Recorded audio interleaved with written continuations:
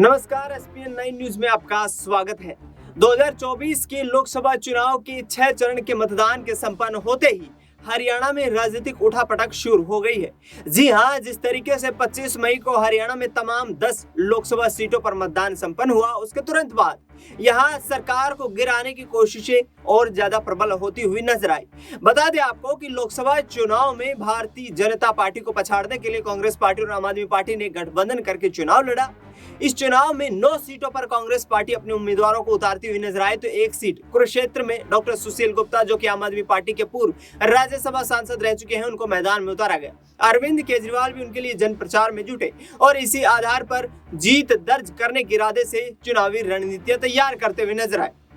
लेकिन अब हरियाणा में नायब सिंह सैनी की सरकार अल्पमत में दिखाई दे रही है।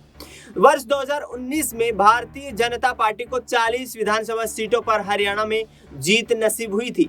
10 सीटों पर जननायक जनता पार्टी के विधायक जीत करके आए थे और भाजपा ने यहां गठबंधन करके करीब 4.5 साल तक सरकार चलाई। दुष्यंत सिंह चौटाला कहीं ना कहीं 2 सीटों की मांग करते हुए नजर आए, लिहाजा भाजपा ने गठबंधन तोड़कर यहां हरियाणा में निर्दलीय विधायकों के साथ सरकार चलाने का फैसला किया। लेकिन उसके बाद भी यहां पर सरकार की स्थिरता बनी नजर नहीं आई। आपको बता दें कि निर्दलीय विधायकों में से 3 विधायकों ने यहां पर साथ छोड़ दिया। 6 वो विधायक थे जिन्होंने सरकार को समर्थन दिया था, जिसमें 3 विधायक छोड़ करके कांग्रेस पार्टी में शामिल हो गए। गुरुग्राम की बादशाहपुर विधानसभा सीट से निर्दलीय विधायक राकेश दौलताबाद का आकस्मिक निधन हो गया। उसके बाद अब नायब सिंह सैनी की सरकार अल्पमत में दिखाई दे रही है, क्योंकि हरियाणा में वर्तमान में देखा जाए तो 87 सदस्यों वाली विधानसभा हो गई है।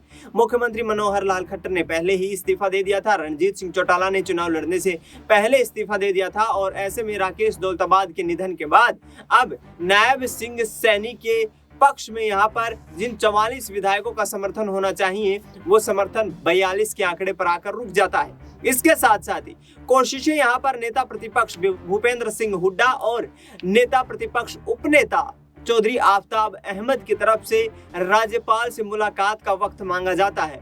इसमें रोहतक के विधायक बीबी बत्रा भी शामिल होते हैं। तीनों लोगों ने यहाँ पर राज्यपाल से मुलाकात करने का वक्त मांगा। राज्यपाल से मुलाकात करने के बाद फ्लो टेस्ट की मांग की जाएगी और लोकसभा चुनाव में जीत दर्ज करने के साथ साथ क्या हरियाणा में भी यहाँ एक बड़ा सियासी उलटफेर होने वाला है, क्योंकि भारतीय राष्ट्रीय कांग्रेस लगातार ये कहती नजर आ रही है कि देश भर में इस बार परिवर्तन की लहर चल रही है और हरियाणा से ही इसकी शुरुआत होने वाली है। आखिरकार क्या नायब सिंह सैनी अब सरकार में फ्लो टेस्ट के सामने फिसलते हुए नजर आएंगे? फिलहाल इस खबर में इतना ही। देश दुनिया की तमाम बड़ी खबरों के लिए आप देखते रहिए एसपीएन 9 न्यूज।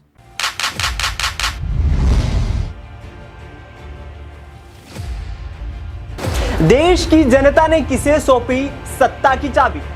चुनाव के बाद अब है सटीक आंकड़ों की बारी। जनता से जाना किस तरफ है उनका विचार। बनने वाली है देश में अब की बार किसकी सरकार? देखिए सबसे सटीक एग्जिट पोल 1 जून शाम 6 बजे से सिर्फ एसपीएन 9 न्यूज पर।